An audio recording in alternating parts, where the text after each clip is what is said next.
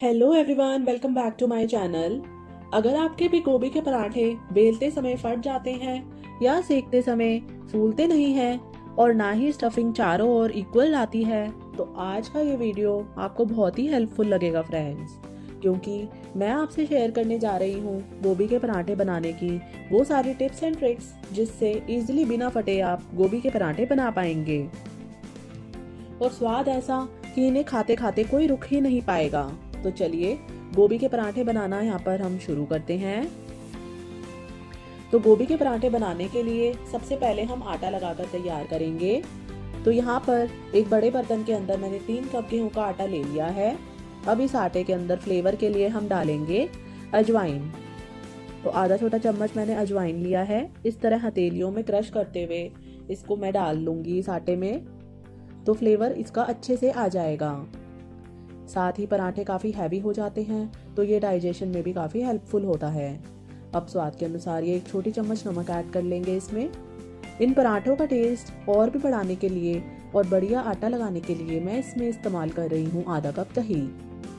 तो ये मैंने फ्रेश दही लिया है, ज़्यादा खट्टा दही इस्तेमाल नहीं करेंगे। इससे पराठे बहुत ही टेस्टी भी बनते हैं और बनते समय वो काफ़ी अच्छे भी दिखाई देते हैं और उनका कलर भी अच्छा आता है।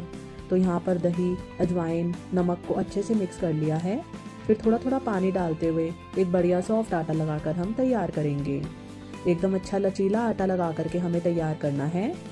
आटा एकदम स्मूथ होना चाहिए, रफ नहीं होना चाहिए। तो इस तरह से आप धीरे धीरे इसे ऐसे मसलते जाएं और अच्छे से उठक पुठक इस आटे की करते जाएं। इस तरह से जो आटा है ना, बहुत ही जल्दी से इस तरह से लगकर तैयार हो जाता है और काफ़ी लचीला भी हो जाता है।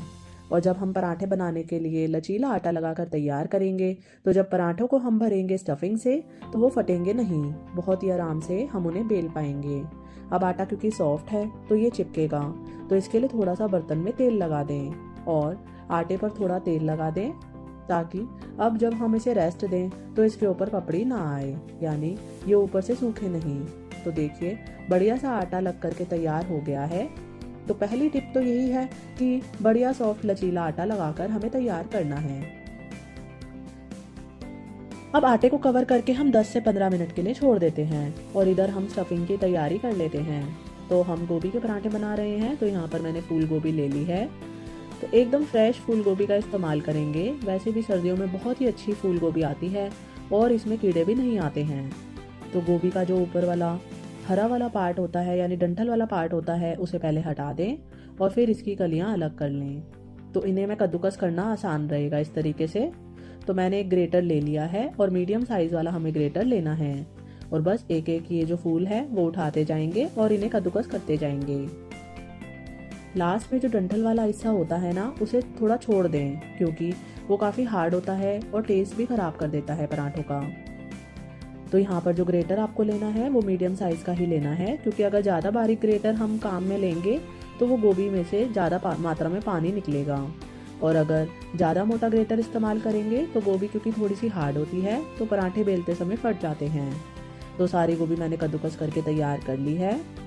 अब गोभी में होता है पानी, तो इस पानी को हमें सेपरेट करना है ताकि स्टफिंग गीली ना हो। तो इसके लिए मैंने ये छलनी एक बाउल पर लगा दी है। इसके ऊपर एक कपड़ा लगा देंगे और अब इसमें ये कद्दूकस की हुई गोभी डालकर इसे अच्छे से निचोड़ लेंगे।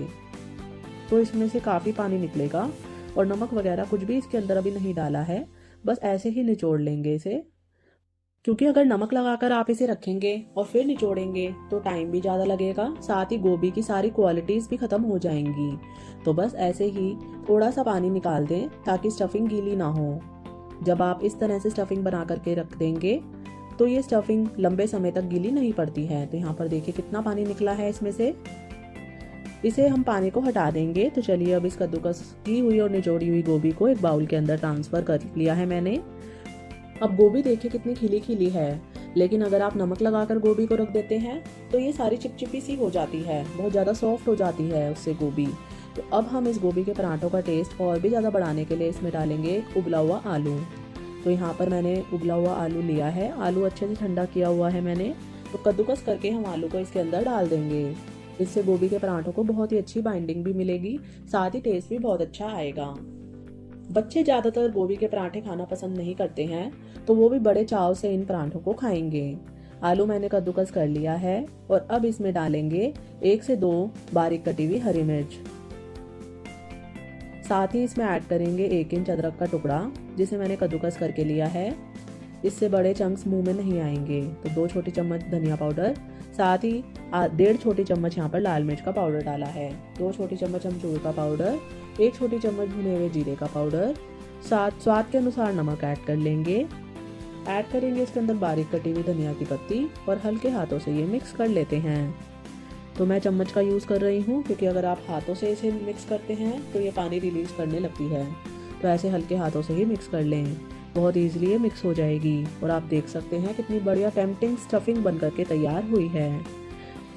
तो जब स्टफिंग टेस्टी बनेगी तभी तो पराठे टेस्टी बनेंगे, है ना। तो देखिए स्टफिंग हमारी बन करके तैयार है। अब फटाफट से स्टफिंग को हम पराठों में भरना शुरू करते हैं। तो यहाँ पर आटा भी रेस्ट ले चुका है। तो जब आटा रेस्ट ले लेता है ना, तो रोटियां या पराठे कुछ भी हो बहुत ही अच्छे बनते हैं। तो एक बड़ी लोई हम तोड़ करके तैयार करेंगे। इसे पहले सूखे आटे में डस्ट कर लेते हैं। अब पराठे फटे नहीं, इसके लिए इस लोई को हाथों से ही हम थोड़े निशान लगाते हैं। फैला लेंगे इसको। तो निशान हमें अच्छे से लगाने हैं कि इसके कॉर्नर थोड़े मोटे रहने चाहिए। बीच का जो सेंटर वाला हिस्सा है वो और भी मोटा रहना चाहिए, और दोनों के बीच का जो हिस्सा होगा उसे हम थोड़ा ऐसे प्रेस कर देंगे। तो देखिए इस तरह से जब आप इसमें स्टफिंग भरेंगे ना, तो नीचे का जो पोर्शन होगा वो थोड़ा मोटा रहेगा।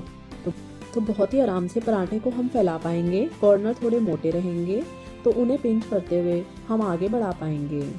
तो पराठे भरना बहुत ही आसान हो जाएगा। अब जितनी हम लोई लेते हैं उतना ही हमें स्टफिंग लेनी है। तो मैंने अच्छे से 2 चम्मच भर के इसमें स्टफिंग डाल दी है। तो स्टफिंग में बिल्कुल कंजूसी नहीं करेंगे, हम बहुत अच्छे से स्टफिंग इसमें भरेंगे, तभी पराठों का टेस्ट बहुत ही अच्छा आएगा। अब जो कॉर्नर है उन्हें ऊपर की साइड खींचते जाएंगे पिंच करते हुए। तो इससे जो आटा है वो फैलता जाएगा, ऊपर की ओर आता जाएगा, और इस तरह सलवटें हम डालते जाएंगे। फिर एक जगह लाकर इसे अच्छे से इस तरह प्रेस करेंगे, तो आपस में ये चिपक जाएंगे, तो कहीं गैप नहीं रहेगा। अब पहले इस हिस्से को हमने ऊपर की ओर बढ़ाया है, फिर धीरे धीरे इस हिस्से को हम नीचे की ओर प्रेस करते जाएंगे। इससे स्टफिंग चारों ओर की लोई के अंदर अच्छे से फैल जाएगी। तो जब हम इसे बेलेंगे तो ये फटेगा भी नहीं। अब एक्स्ट्रा जो पार्ट है वो मैंने हटा दिया है आटे का। बहुत बार होता है कि इधर जो सेंटर वाला हिस्सा होता है, जहाँ से हम ये एक्स्ट्रा आटा तोड़ते हैं, वहाँ पर ज़्यादा आटा रह जाता है। लेकिन इस तरीके से जब आप पराठों को भरेंगे तो आपको लगेगा ही नहीं कि कौन सा सीधा हिस्सा है और कौन सा उल्टा हिस्सा है। दोनों ओर से ये इक्वल हो जाता है। कहीं से भी देखकर पता नहीं लग पाता है कि किस तरफ से हमने पराठे को लॉक किया है। तो देखिए मैंने पहले इसे हाथों में थोड़ा सा फैला लिया है, हाथों से ही। इससे क्या होगा कि कोई भी एयर पॉकेट इसमें नहीं बनेगी, और जब एयर पॉकेट नहीं बनेगी तो जब हम इसे बेलेंगे तो पराठा फटेगा भी नहीं। अब बेलते समय बेलन इसके ऊपर चिपके नहीं, इसके लिए हल्का सूखा आटा इस पर डस्ट कर लिया है मैंने, और इस तरह उंगलियों की सहायता से इसे थोड़ा फैला लेंगे और फिर हल्का बेलन चलाते हुए इसे बेल लेंगे। तो चारों ओर से इसे बेलते जाएं और किनारों पर हम कम प्रेशर देंगे, बीच में ज़्यादा प्रेशर दें, तो इससे जो कॉर्नर हैं वो फटेंगे नहीं। और कभी भी पराठों को, चाहे आप भर रहे हो चाहे ऐसे भी नॉर्मल पराठे बना रहे हो, ज़्यादा सूखा आटा ना लगाएं, क्योंकि वो सूखा आटा जब हम पराठों को सेकते हैं तो ऊपर ही रह जाता है और वो बिल्कुल भी अच्छा नहीं लगता है। तो साथ ही वो जल भी जाता है, तो इससे पराठों का टेस्ट और टेक्सचर सारा खराब हो जाता है। तो आप देख सकते हैं बिल्कुल भी सूखा आटा आपको इस पर दिखाई नहीं दे रहा है, और स्टफिंग चारों ओर से अच्छे से फैल गई है। अच्छे से स्टफिंग हमने इसमें भरी है, फिर भी पराठा वो बिल्कुल भी नहीं फटा है, और दोनों ओर से ये एक सा ही दिखाई दे रहा है। कहीं से लग ही नहीं रहा है कि ये कहाँ से लॉक हुआ है। तो बस अब इस पराठे को हम सेक लेंगे। सेकने के लिए मैंने तवा गरम कर लिया था।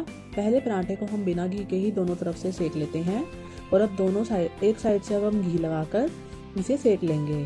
पराठों को सेकने के लिए तेल या घी जो भी आपको पसंद हो आप उसका इस्तेमाल कर सकते हैं। अब इसको पलटकर भी सेक लेंगे।